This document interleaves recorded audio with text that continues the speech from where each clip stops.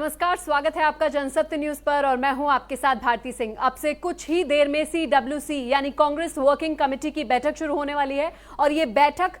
23 वरिष्ठ नेताओं के सोनिया गांधी को चिट्ठी लिखने के बाद होने वाली है। और ये बैठक क्यों अहम है सोनिया गांधी के लिए, क्यों अहम है राहुल गांधी के लिए, क्यों अहम है गांधी परिवार के लिए और क्यों अहम है कांग्रेस के लिए, इन सभी मुद्दों पर चर्चा करने के लिए हमारे साथ जुड़े हुए हैं वरिष्ठ पत्रकार रवि पराशर जी। सर, आपका बहुत बहुत स्वागत है जनसत्य न्यूज पर। धन्यवाद भारती। रवि जी, सबसे पहला प्रश्न मेरा आपसे यही है कि ये बैठक अहम क्यों है? देखिए, जाहिर है कि कांग्रेस में पिछले बहुत से समय से, या हम कहें कि लोकसभा जो चुनाव के नतीजे 2019 में जो आए थे, उसके बाद से बहुत ज़्यादा एक गुमसुम भरा माहौल है, एक बहुत चुप्पी भरा माहौल था। तो ये कयास उसी समय से लगाए जा रहे थे, क्योंकि आपको याद होगा कि राहुल गांधी ने कांग्रेस अध्यक्ष पद ये कहते हुए छोड़ा था कि अब कोई परिवार से, गांधी परिवार से बाहर का कोई आकर के कांग्रेस को लीड करे। और काफ़ी दिन तक कयास चलते रहे। राहुल गांधी के जो समर्थक थे वे उनके पक्ष में बयानबाजी करते रहे, जैसा कि 23 लोगों ने जो असंतुष्ट बताए जा रहे हैं नेतृत्व से, उन्होंने जो चिट्ठी लिखी है। तो अब उसके बाद जो सिलसिला शुरू हुआ है, उस समय भी वही नेता थे, दिग्विजय सिंह थे और बहुत सारे लोग थे जो ये कह रहे थे कि नहीं, राहुल गांधी को बिल्कुल अध्यक्ष बने रहना चाहिए और जो अध्यक्ष पद है वो राहुल, सोनिया या गांधी परिवार से ही कोई व्यक्ति उसको वहन करता रहे, नेतृत्व को वहन करता रहे तो ही सही रहेगा। उसके बाद हमने देखा कि उसके बाद हमने देखा कि सोनिया गांधी को वापस अंतरिम अध्यक्ष पार्टी का बना दिया गया और कमान एक बार फिर से परिवार को ही थमा दी गई। और उसके बाद हमने देखा कि उत्तर प्रदेश में जिस तरह से प्रियंका गांधी वाड्रा को सक्रिय किया गया, उनको महासचिव पद दिया गया, तब भी बहुत कांग्रेस नेतृत्व को लेकर बहुत सारी बातें होती रहीं। तो अब आप अगर ये कह रहे हैं कि ये अहम क्यों है कि CWC की बैठक आज आनन फानन में 23 लोग चिट्ठी लिखते हैं और उसके बाद CWC की बैठक बुलाई जाती है और बहुत सारे जो कांग्रेस के पुराने नेता हैं वे फिर से फ्रंट फुट पर बैटिंग करने लगते हैं, राहुल गांधी के पक्ष में, सोनिया गांधी के पक्ष में। तो बहुत सारे पॉलिटिकल कयास हैं। एक तो ये है कि ये इसको थोड़ा समझने का प्रयास कीजिए। एक तो ये है कि नेतृत्व पर बार बार एक तरह से रेटिफिकेशन की मोहर लगवाना। तो बहुत सारे जो राजनीतिक समीक्षक हैं वो तो ये भी मान रहे हैं कि जो ये चिट्ठी लिखी है 23 लोगों ने, ये चिट्ठी उन लोगों ने अपने आप नहीं लिखी है, बल्कि बाकायदा कांग्रेस नेतृत्व ने एक तरह से कठपुतली की डोर पकड़ के लिखवाई गई है, जिससे कि एक बार फिर से परिवार के नेतृत्व पर ही मोहर लगाई जाए। मुझे एक बहुत अच्छा मतला डॉक्टर सुरेंद्र सिंघल का याद आ रहा है कि तो तय हुआ है और कहीं ऐसा ना हो कि ये जो CWC की बैठक हो रही है, इसका जो नतीजा निकले, ये जो मैं मतला सुनाने जा रहा हूँ डॉक्टर सिंघल का, कहीं इसका नतीजा बिल्कुल ऐसा ही ना निकले कि तो तय हुआ है कि तकरार हम करेंगे नहीं, तो तय हुआ है कि तकरार हम करेंगे नहीं, रहेंगे साथ मगर प्यार हम करेंगे नहीं। तो ये जो कांग्रेस के पास जो इस समय विकल्पहीनता की जो स्थिति है, अगर राहुल गांधी नहीं, अगर सोनिया गांधी नहीं तो कौन, इस प्रश्न का जवाब मेरे ख्याल से बहुत स्पष्ट जवाब अभी न तो तथाकथित तौर पर इन 23 लोगों के प्रेशर ग्रुप के पास है और न ही पार्टी के अंदर कोई इस तरह की सुगबुगाहट अभी है। जी भारती। जी, जैसे कि हम सभी जानते हैं कि ये जो यूथ जो है कांग्रेस पार्टी का, यानी कि न्यू गार्ड और ओल्ड गार्ड जो है, इनके बीच में चीज़ें बनी रहती हैं। जैसे कि हमने राजस्थान में भी देखा सचिन पायलट और अशोक गहलोत, और अब यहाँ पर जो है वापस से जो है वो घमासान शुरू हो गया है। तो अक्सर हमने देखा है कि इस तरीके से जो है वो कांग्रेस में चीज़ें चलती रहती हैं, राजस्थान है चाहे वो दिल्ली है। तो इस पर आप क्या कहना चाहेंगे? क्योंकि एक तरफ राहुल गांधी ये कहते हैं कि वो अध्यक्ष पद पे नहीं बने रहना चाहते, दूसरी तरफ वहीं पर ही वो जो है वो कोई भी बड़ा मुद्दा होता है उस पर वो ट्वीट कर देते हैं बिना किसी सलाह मशवरे के, बिना किसी राय के। यही वो 23 जो वरिष्ठ नेता हैं उन सब का भी कहना है। तो इस पर आप क्या कहेंगे? बिल्कुल सही बात है। राहुल गांधी ने ये कहते हुए लोकसभा चुनाव में, क्योंकि बहुत करारी हार हुई थी और उन्होंने बहुत मुखर चुनाव प्रचार किया था, मैंने कई भाषण राहुल गांधी के सीधे सुने थे, तो मैं ये कह सकता हूँ कि इसके बावजूद जिस तरह से कांग्रेस की बहुत करारी हार हुई और केंद्र में एनडीए की सरकार पिछली सरकार के मुकाबले और मजबूत होकर के उभरी, बीजेपी अपने बूते सरकार बनाने की स्थिति में आ गई। उस समय राहुल गांधी ने जो अध्यक्ष पद छोड़ा था, तो वो हार से बुरी तरह खिसिया कर, बुरी तरह हताश होकर, निराश होकर छोड़ा था। लेकिन आप जानती हैं कि कांग्रेस का जो ये परिवार है, नेतृत्वकर्ता परिवार है, इसके अंदर का जो डीएनए है वो इतनी जल्दी तो हार मानने वाला है नहीं। आप चूंकि नतीजे सामने थे, कांग्रेस का अध्यक्ष पद छोड़ना पड़ा राहुल गांधी को, लेकिन उनके अंदर की जो धमक है वो कहीं अभी तक मुझे लगता है कि बनी हुई है। और ये बिल्कुल आपने सही कहा कि पार्टी कुछ और सोच रही होती है और राहुल गांधी अपना एकला चलोरे के सिद्धांत पर जाते हुए लगातार केंद्र सरकार पर और केंद्र की नीतियों पर प्रहार अपने अलग अंदाज में वे कर रहे हैं। तो हम कह सकते हैं कि राहुल गांधी अपने एक अलग रास्ते पर चल रहे हैं और बाकी की कांग्रेस अपने अलग रास्ते पर चल रही है। तो एक तो ये बात है। दूसरी बात, भारती, आपको थोड़ा पीछे ले जाना चाहूंगा कि कांग्रेस की स्थापना अंग्रेज कलेक्टर जो इटावा के थे, A.O. ह्यूम, उनके नेतृत्व में की गई थी। और उस समय ये कहा जा रहा था, जब आजादी की लड़ाई देश लड़ रहा था, कि कांग्रेस की स्थापना अंग्रेजों ने ही एक तरह से प्रेशर कुकर के सेफ्टी वाल्व की तरह की गई है। मैं ये कहना चाहता हूं कि कांग्रेस की एक्सपायरी डेट, जैसे दवाओं की एक्सपायरी डेट होती है, कोई भी दवा तब तक बहुत कारगर रहती है जब तक कि उस पर जो एक्सपायरी डेट लिखी रहती है तब तक उसका इस्तेमाल किया जाए। बहुत सारे लोग एक्सपायरी डेट के बाद भी अनदेखी करते हुए दवाओं का इस्तेमाल करते रहते हैं, तो वो अच्छे नतीजे नहीं मिलते। मैं ये कहना चाहता हूं कि जिस तरह से आज़ादी हमें 15 अगस्त इसी महीने 15 अगस्त 1947 को मिली थी, और उस समय ये कहा जा रहा था, उस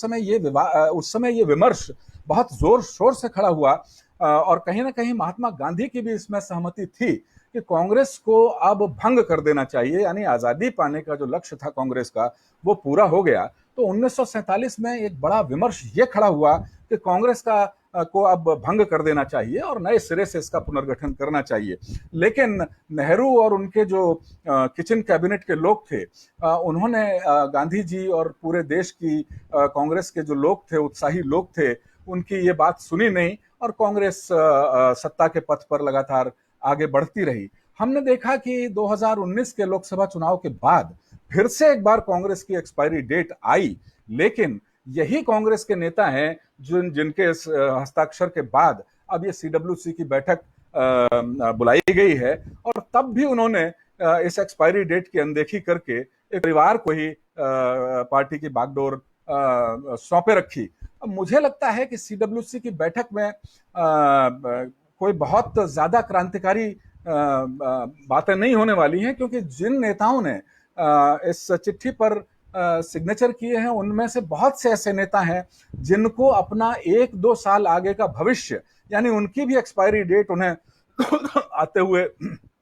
दिख रही है। तो उनका आगामी दिनों में भविष्य क्या होगा, चाहे वो गुलाम नबी आजाद हो या कोई और नेता हो, तो ये सारी कवायद। लेकिन अच्छी बात है कि कांग्रेस में एक आंतरिक लोकतंत्र का छद्म ही सही एक कुछ हलचल तो हो रही है। तो ठीक है, CWC की बैठकें होनी चाहिए, लेकिन नेतृत्व किसको जाएगा, मुझे नहीं लगता कि परिवार से इतर इस समय कोई भी। और इस समय हाँ, ये जरूर है कि कांग्रेस बिल्कुल दो खेमों में पहले विश्लेषकों को बटी हुई नजर आती थी, अब साफ तौर पे जो देश के लोग हैं उन्हें बटी हुई नजर आने लगी। जी रवि जी, एक ऐसे में एक सवाल और जो है सबके मन में कौंता है, वो सवाल ये है कि क्या ये जो 23 वरिष्ठ नेता हैं जिन्होंने चिट्ठी लिखी है, जिनके हस्ताक्षर हैं चिट्ठी पर, उनका जो मुद्दा है, क्या वो कांग्रेस का भविष्य है या उनका मुद्दा अपना भविष्य है? क्योंकि वो वरिष्ठ नेता है, इसमें गुलाम नबी आजाद हैं और बहुत से बड़े नेता हैं, तो इनमें उनका वो किसका भविष्य ज्यादा देख रहे हैं? अगर हम कहें तो अपना भविष्य देख रहे हैं या कांग्रेस पार्टी का भविष्य देख रहे हैं? देखिए, जाहिर है कि अगर कोई नेता बहुत समय तक किसी पार्टी में टिका रहता है, तो अगर पार्टी का भविष्य नहीं होगा तो फिर उसका भी भविष्य नहीं होगा। जी। तो ये तो प्रकारांतर से ये बात बिल्कुल वैसी ही है कि अगर मैं किसी घर में रह रहा हूँ और वो घर अगर सुरक्षित नहीं है, तो फिर मेरा भी भविष्य नहीं है और घर का भी भविष्य नहीं है। लेकिन कांग्रेस में जिस तरह से जो वरिष्ठ नेताओं ने 23 लोगों ने जो हस्ताक्षर किए हैं, लेकिन आप अगर देखें भारतीय, तो कल से अभी तक बहुत से कांग्रेस के जो वरिष्ठ नेता दूसरे हैं जिन्होंने हस्ताक्षर नहीं किए हैं और जो लगातार ये कह रहे हैं कि भाई राहुल गांधी को वापस अध्यक्ष बना दिया जाना चाहिए और या फिर सोनिया गांधी के ही नेतृत्व में, या कुल मिलाकर जो ये कह रहे हैं कि नेहरू गांधी परिवार में ही कांग्रेस के नेतृत्व की जड़ है, वो बिल्कुल टिकी रहनी चाहिए। तो ऐसे नेता भी चाहे वो दिग्विजय सिंह हो और भी वरिष्ठ नेता हैं, वो भी वरिष्ठ नेता हैं। तो जाहिर सी बात ये है कि हमें निकट भविष्य में अभी कोई ऐसा चेहरा, हाँ, बीच में जब महाराष्ट्र में जब विधानसभा चुनाव हुए, शिवसेना, एनसीपी और कांग्रेस जब एक साथ, एनसीपी कांग्रेस को तो एक साथ आना था, जब शिवसेना के साथ आने की बात हुई, तब शरद पवार की सोनिया गांधी से एक दो बार मुलाकातें हुई, तब इस तरीके के कयास लगाए जा रहे थे कि शायद शरद पवार से ये निवेदन किया गया है कि आप पार्टी का नेतृत्व संभाल लें, आप कांग्रेस में आ जाएं। लेकिन अब वो समीकरण भी अब दूर की कौड़ी नजर आते हैं। तो साफ साफ सी बात है कि जब एक चीज और हम अगर देख लें, जब राहुल गांधी अध्यक्ष थे तो उनके इर्द गिर्द जो कोटरी थी, उसमें जैसा आपने कहा कि राजस्थान में सचिन पायलट, बिल्कुल वो किचन कैबिनेट के मेंबर माने जाते थे राहुल गांधी के। उधर मध्य प्रदेश में अगर हम देखें तो ज्योतिरादित्य सिंधिया, इधर उत्तर प्रदेश में अगर हम देखें तो जितिन प्रसाद, उधर हम हरियाणा में देखें तो अशोक तंवर तो कांग्रेस छोड़ के ही चले गए और ज्योतिरादित्य सिंधिया भी कांग्रेस छोड़ के चले गए। जितिन प्रसाद को भी लेकर के ये कयास लगाए जा रहे हैं कि वे भी कभी भी, क्योंकि पार्टी में उनकी बहुत ज्यादा उपेक्षा उत्तर प्रदेश में प्रियंका गांधी वाड्रा को एक पैरेलल सत्ता सौंप करके कर दी गई, तो जितिन प्रसाद भी अब बिल्कुल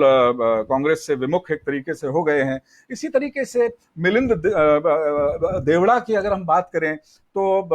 वे भी माने जाते हैं। इसी तरीके से हरियाणा के भजनलाल परिवार के और भी जो कांग्रेस के युवा नेता जो उभर रहे थे, तो राहुल गांधी जब तक कांग्रेस अध्यक्ष थे तब तक इनकी बहुत ज्यादा पार्टी में चलती थी और राहुल गांधी ने कांग्रेस अध्यक्ष पद छोड़ा और उनकी मां को कांग्रेस अध्यक्ष पद संभालना पड़ा।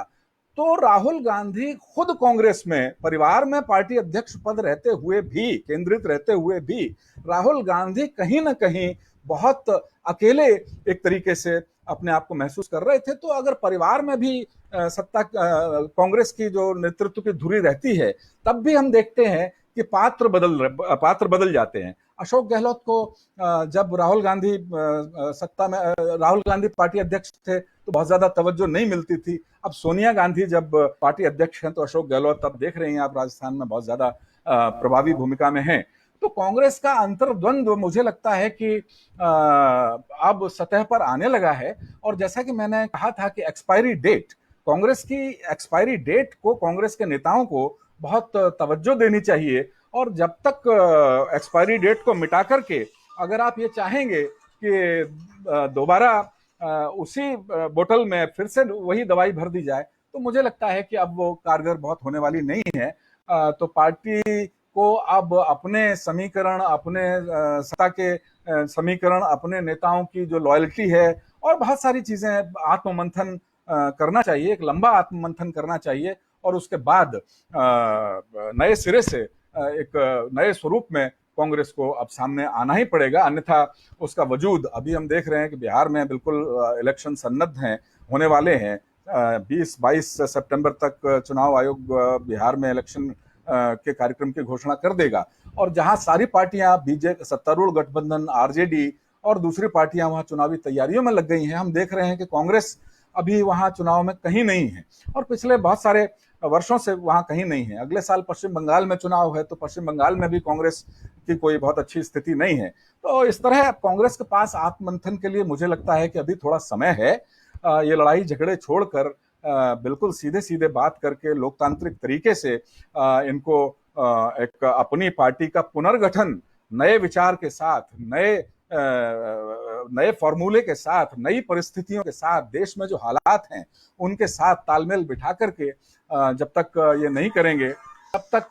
कोई बहुत अच्छी स्थिति में कांग्रेस नहीं रहने वाली है। आप देखिए, एक मैं अंतिम बात अपनी तरह से बोलता हूं कि कांग्रेस का जो मुख्य संगठन है उसके अलावा जो आनुषंगिक संगठन हैं उनकी इस समय देश में क्या स्थिति है, चाहे वो किसान कांग्रेस हो, चाहे वो महिला कांग्रेस हो, चाहे एनएसयूआई हो, चाहे चाहे कांग्रेस सेवा दल हो। सेवा दल के बारे में तो डॉक्टर हार्डिकर ने सेवा दल बनाया था और उनके बाद कांग्रेस से ही हट के डॉक्टर बलिराम हेडगेवार ने आरएसएस की 1925 में स्थापना की थी। आज हम देख रहे हैं कि आरएसएस दुनिया का सबसे बड़ा एक सामाजिक संगठन बनकर उभरा है, लेकिन कांग्रेस सेवा दल जो उससे पहले बना था और जो कांग्रेस को संभालने वाला एक बड़ा बहुत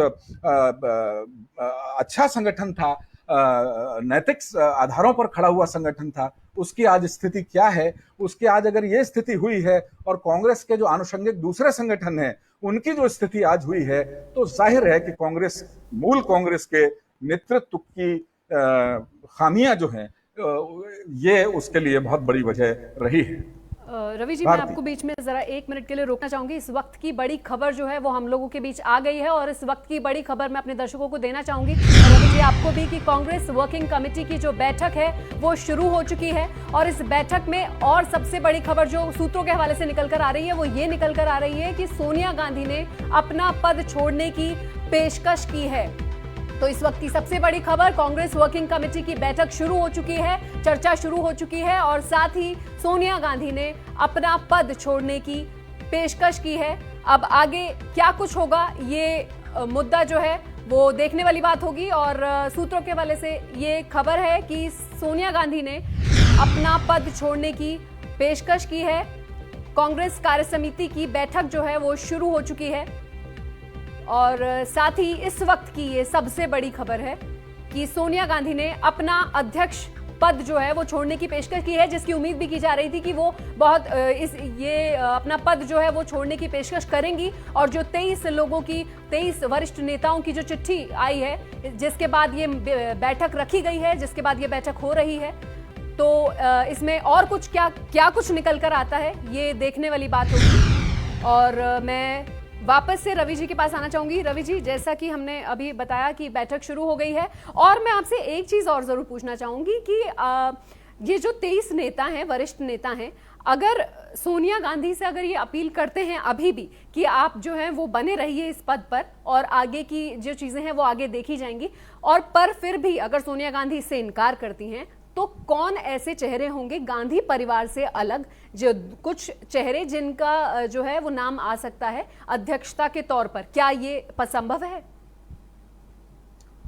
देखिए, आज जहां तक मेरा मानना है कि आज ऐसा शायद ही कुछ हो। अब सोनिया गांधी ने तो इस जो चिट्ठी जब मीडिया की नजर में आई थी उसी समय ये पेशकश कर दी थी कि मैं अध्यक्ष पद छोड़ना चाहती हूँ। तो ये देखना बहुत दिलचस्प होगा कि कुछ लोग सामने आने की स्थिति में हैं भी या नहीं। दरअसल आप भारतीय एक मुहावरा आपको याद होगा कि बिल्ली के गले में घंटी कौन बांधे।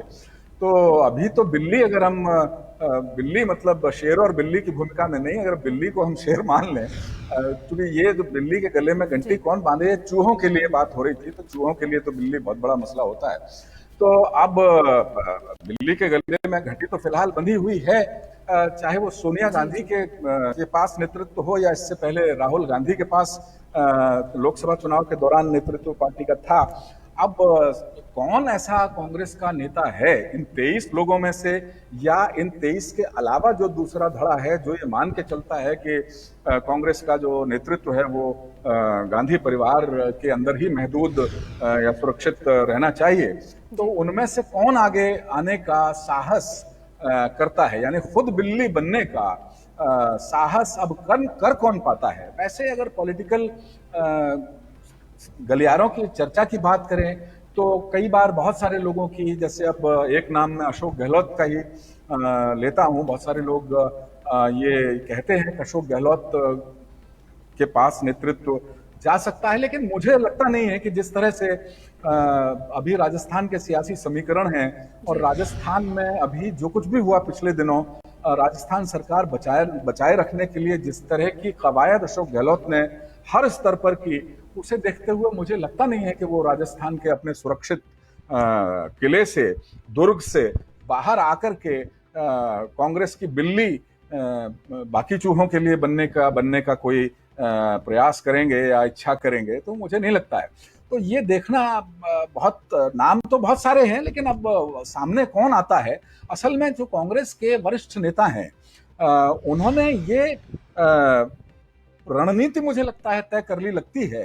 कि नेतृत्व मत लीजिए, पार्टी में प्रभावी बने रहने के प्रयास कीजिए, ताकि अगर कोई हार होती है किसी राज्य विधानसभा में, लोकसभा में हार होती है, तो उसका ठीकरा कम से कम उनके अपने सर न फूटे, गांधी परिवार के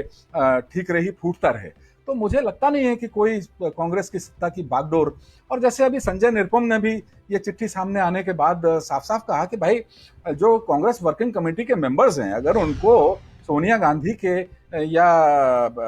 गांधी परिवार के नेतृत्व पर कोई दिक्कत है, कोई शंका है, तो वो फिर वे अपने इस्तीफे क्यों नहीं सौंप देते, कांग्रेस वर्किंग कमेटी का ही चुनाव नए सिरे से क्यों नहीं होने देते हैं। तो अगर सब कुछ लोकतांत्रिक तरीके से ही होना है, तो फिर कांग्रेस में सारी चीजें लोकतांत्रिक तरीके से ही कर ली जानी चाहिए। तो मुझे लगता नहीं है कि जो आपने प्रश्न पूछा है उसका आज कोई बहुत स्पष्ट उत्तर शाम तक आपको, मुझे या देश के बाकी मीडिया को मिल पाएगा। ये थोड़ा देखना अभी दिलचस्प होगा। मैं रवि जी ये भी पूछना चाहूंगी कि तेलंगाना वर्किंग कमेटी यानी तेलंगाना CWC की तरफ से भी एक लेटर लिखा गया है, जिसमें फिर से राहुल गांधी से जो है वो राहुल गांधी को वापस से अध्यक्ष बनाने की अपील की गई है। तो एक तरफ राहुल गांधी को अध्यक्ष बनाने की अपील की जा रही है, एक तरफ वो खुद मना कर रहे हैं कि वो अध्यक्ष नहीं बनना चाहते हैं, एक तरफ 23 जो वरिष्ठ नेता हैं वो पूरी तरीके से रिफॉर्म की बात कर रहे हैं। तो क्या कुछ हो सकता है, और क्या राहुल गांधी वापस से इस पद पर आने के लिए राजी होंगे? देखिए, मुझे नहीं लगता है कि राहुल गांधी वापस एकदम से एकाएक इस पद पर आने के लिए राजी उनको होना चाहिए। अब वो हो जाएं अलग मसला है, लेकिन अगर वो हो जाते हैं तो ये कांग्रेस के लिए बहुत संजीवनी वाली स्थितियां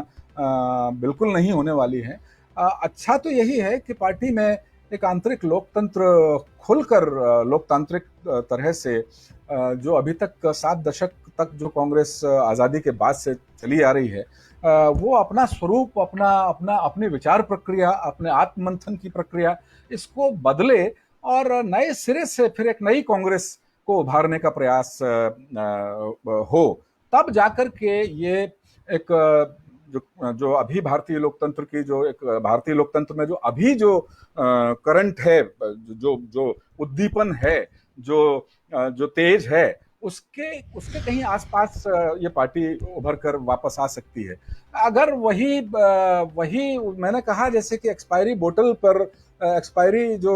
पाइप है उस पर हम उसे मिटा के नई डेट लिख दें, तो मुझे नहीं लगता कि कोई बात बनने वाली है। अब इस बहाने कम से कम 23 लोगों ने एक असहमति के सुर अगर बुलंद किए हैं पार्टी में, तो इस पर एक लोकतांत्रिक बहस कांग्रेस को शुरू करनी चाहिए और वापस राहुल गांधी या फिर सोनिया गांधी या फिर प्रियंका गांधी वाड्रा, तो परिवार के ऊपर फिर से वही एक जिम्मेदारी थोप देना, तो ये एक स्वस्थ परंपरा नहीं है। आपको याद होगा, राहुल गांधी जब कांग्रेस अध्यक्ष बने थे या कांग्रेस में जब सक्रिय हुए थे, कांग्रेस के उपाध्यक्ष भी वे रहे बहुत दिनों तक, उन्होंने एक नई परंपरा शुरू की थी, और वो परंपरा बिल्कुल विलुप्त प्राय, बिल्कुल जैसे सरस्वती नदी विलुप्त हो गई वैसी हो गई है। राहुल गांधी ने एक बहुत अच्छी परंपरा शुरू की थी कि कांग्रेस में जो युवा अपना भविष्य सोचने वाले थे, उनके लिए उन्होंने बाकायदा एक फॉर्मेट तैयार किया था, रिटन फॉर्मेट, कि जो पार्टी की सदस्यता लेने वाले युवा हैं वे फॉर्म भरें और उनका बाकायदा इंटरव्यू होगा, और इंटरव्यू के आधार पर उनको पार्टी की सदस्यता मिलेगी, पार्टी में जिम्मेदारियां दी जाएंगी। लेकिन वो फॉर्मूला राहुल गांधी का, जो पार्टी के दिग्गज और वरिष्ठ नेता हैं, उनको रास उस समय भी नहीं आया था और अभी भी नहीं आया, और उनको वरिष्ठ नेताओं को यह भी रास नहीं आया कि राहुल ने बिल्कुल नए नए लोगों को लेकर के अपना एक नया दल, नया गुट, एक रिफॉर्मिस्ट गुट बनाने का प्रयास किया था। तो अगर राहुल गांधी को कांग्रेस के वरिष्ठ नेता ताकत देते, संबल देते, समर्थन देते, मार्गदर्शन देते, तो 2014 के लोकसभा चुनाव में ये कांग्रेस का ये हश्र नहीं होता। और मोदी की सियासी एंट्री में, केंद्र की सियासी राजनीति में मोदी युग की एंट्री के बाद से जिस तरह से कांग्रेस का हश्र सामने आ रहा है, तो उसे देखते हुए मुझे लगता है कि अब कांग्रेस को बहुत उदार होकर के, बहुत बहुत बहुत क्या कहना चाहिए, विचार करते हुए अपने एक नए स्वरूप की कल्पना करनी चाहिए, ठोस धरातल पर उतरने की प्रयास करने चाहिए। ये स्थिति तो कांग्रेस को बदलनी पड़ेगी। और आप जैसे कह रही हैं कि अगर राहुल गांधी, दर्शकों को कि जब से ये मीटिंग शुरू हुई है तब से बीजेपी की तरफ से जो है वो अलग अलग लोगों के बयान आने शुरू हो गए हैं, जिसमें एमपी के गृह मंत्री नरोत्तम मिश्रा ने ये बयान दिया है कटाक्ष के तरीके से। ये कहा है उन्होंने, रवि जी मैं आप पर भी इसके ऊपर कॉमेंट लेना चाहूंगी। उन्होंने कहा है कि कांग्रेस एक ऐसा स्कूल है जहां पर सिर्फ गांधी परिवार के बच्चे ही जो है वो टॉप करते हैं। तो ये एक हास्यास्पद चीज भी है, और इस पर मैं जरूर आपका कमेंट लेना चाहूंगी कि क्या कुछ आप कहना चाहेंगे इस पर। नहीं, ये हास्यास्पद चीज नहीं है। असल में जो आजादी के बाद से या आजादी के पहले भी अगर हम देखें तो महात्मा गांधी का जो प्रेम नेहरू के प्रति था, कांग्रेस का अध्यक्ष सुभाष चंद्र बोस को चुन लिया गया था बाकायदा। अब मुझे वर्ष याद नहीं है, लेकिन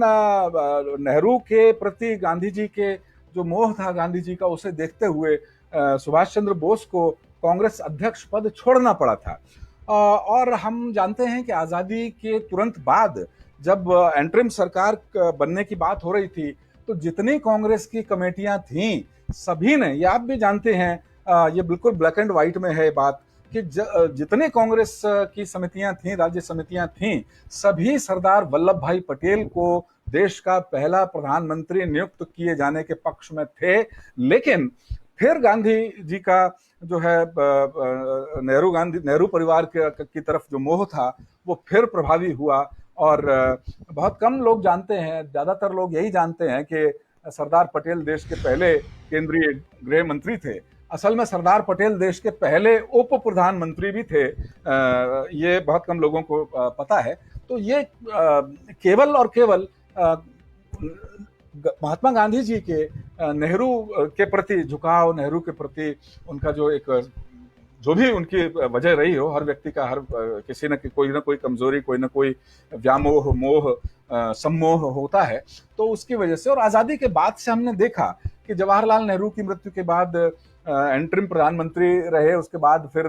इंदिरा गांधी प्रधानमंत्री रही, तो कहीं ना कहीं सरकारों में भी, कांग्रेस सरकारों में भी और कांग्रेस पार्टी में भी, संगठन में भी नेहरू परिवार का ही एक तरह से दबदबा कायम है। तो ये हास्यास्पद बात नहीं है अगर वो ये कह रहे हैं, ये बहुत व्यावहारिक सी बात है। आजादी के बाद जो पीढ़ी, 3-4 पीढ़ियां हो गई हैं, वो सब यही देखते आ रहे हैं, तो उनको लगता है कि भाई बिल्कुल कांग्रेस की तो ये एक परिपाटी है। और शायद मुझे लगता है कि यही वजह है कि कांग्रेस के अंदर कांग्रेस इतनी मतलब दयनीय स्थिति में आ गई है। और जो भारतीय जनसंघ के तौर पर जिस बीजेपी की जो बीजेपी राजनीति में आई थी, वो 202 सीटों से, लोकसभा की 2 सीटों से 303 सीटों तक जा पहुंची है। तो कांग्रेस को अब ये मैं बार बार कह रहा हूं कि आत्ममंथन करना पड़ेगा कि क्या अब रणनीति बदलने का बिल्कुल सही वक्त है। अन्यथा तो हम जानते हैं कि कांग्रेस से पहले भी हमने देखा है कि एनसीपी, शरद पवार अगर अलग हुए तो वो कांग्रेस से हुए, ममता बनर्जी अगर अलग हुई तो वे कांग्रेस से टूटी, और भी कांग्रेस के बहुत सारे, उधर दक्षिण में अगर हम देखें तो वाईएस राजशेखर रेड्डी, वो कांग्रेस से अलग हुए, और भी कांग्रेस का क्षय बहुत हद तक होता रहा है। और अगर यही स्थिति रही तो मुझे लगता है कि कांग्रेस का एक बार फिर से कांग्रेस जो प्रशाखाएं हैं उनमें बटेगी और बहुत सारी ताकत इसकी जो है अभी बची भी है जो ताकत, वो और कमजोर हो जाएगी। भारती, मुझे आपसे ये निवेदन करना है कि मुझे अभी कहीं और किसी और मंच पर बैठना है, मुझे आप आज्ञा दें। जी जी जी बिल्कुल रवि जी। अब ये देखने वाली बात होगी कि कांग्रेस कमेटी की जो बैठक है इसमें क्या कुछ निकल कर आएगा। रवि जी, आगे भी हम आपसे जुड़ना चाहेंगे और इस पर आपके वैल्यूएबल कमेंट लेना चाहेंगे। तो फिलहाल जनसत्य न्यूज के साथ जुड़ने के लिए आपका बहुत बहुत शुक्रिया रवि जी। धन्यवाद भारती। तो ये थे हमारे साथ रवि पराशर जी, जिन्होंने कांग्रेस वर्किंग कमेटी की बैठक जो इस वक्त चल रही है उस पर अपने वैल्यूएबल कमेंट दिए, और आगे भी हम उनके साथ जुड़ते रहेंगे। तमाम बड़ी खबरों के लिए देश और दुनिया की जनसत्य न्यूज के साथ आप जुड़े रहिए। फिलहाल के लिए शुक्रिया।